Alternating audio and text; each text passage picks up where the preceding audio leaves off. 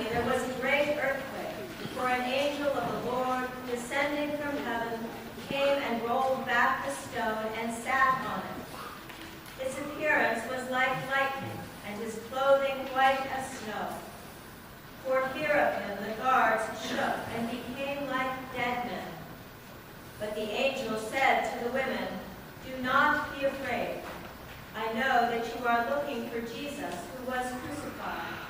He is not here, for he has been raised, as he said. Come, see the place where he lay. Then go quickly and tell his disciples, he has been raised from the dead, and indeed he is going ahead of you to Galilee. There you will see him. This is my message for you." So they left the tomb quickly with fear and great joy and ran to tell his disciples. Suddenly Jesus met them and said, "Greetings." And they came to him, took hold of his feet, and worshipped him. Then Jesus said to them, "Do not be afraid. Go and tell my brothers to go to Galilee. There they will see me." This is the gospel of the Lord. Praise to you, Lord Christ.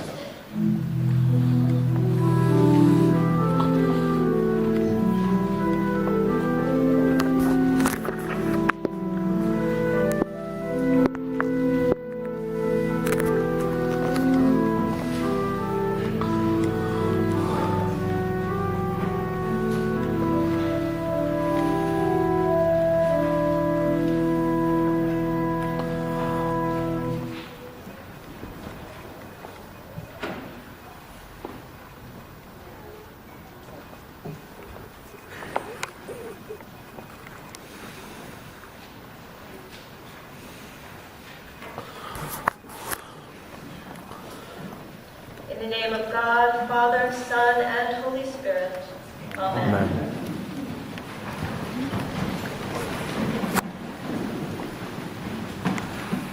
Alleluia! Christ is risen. Word is risen indeed. Hallelujah. Thank you. Happy Easter. We have here all around us all the symbols of this joyful new life. Blooming lilies, a full choir, a string orchestra in the chancel of the Alleluia banners, a few flowery hats, some colored eggs and chocolate bunnies, and a humongous fungus. Ooh, what? Was that a typo in my sermon text? What's a fungus doing here? Perhaps I'm making this sermon into a game this morning. Which one of these things does not belong on the list? I could ask you young ones out there, or perhaps you young at heart, which of these would not be a symbol of the abundant new life of Easter? Now, if this were in fact an Easter contest, those of you who are regulars here at Trinity on Sunday mornings would have an advantage.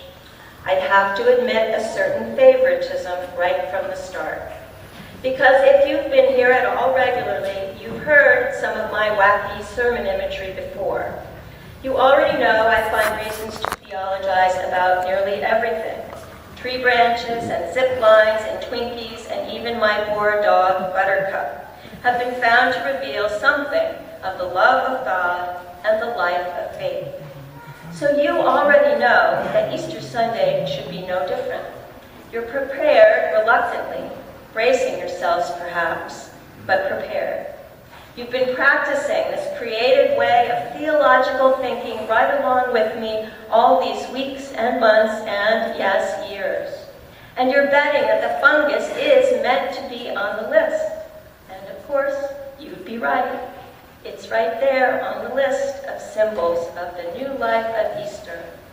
In fact, you lucky ones who've been here for many Sundays before this may realize you are the fungus. Congratulations and happy Easter to you, funky people. At the conclusion of this morning's service, you will be presented with a small handful of fungal slime. Just come and find me afterwards in the sacristy. Okay, so what am I talking about? You don't really have to be a regular church attender to know that the Earth's largest known life form is in fact a giant fungus in the damp forest of Oregon. It is, I admit, unspectacular and not very showy compared to lilies or Easter bonnets. This fungus stretches over several thousand acres, rarely visible beneath the layers of pine needles and rocks and leaves and saplings. But under the earth, the tendrils of this fungus branch out for miles, reaching, growing, connecting, living their quiet life below the lonely surface. Then, every 20 miles or so, it breaks forth into a lovely salmon-colored blossom above the soil, a brief and showy sign of the rich life that nourishes it over time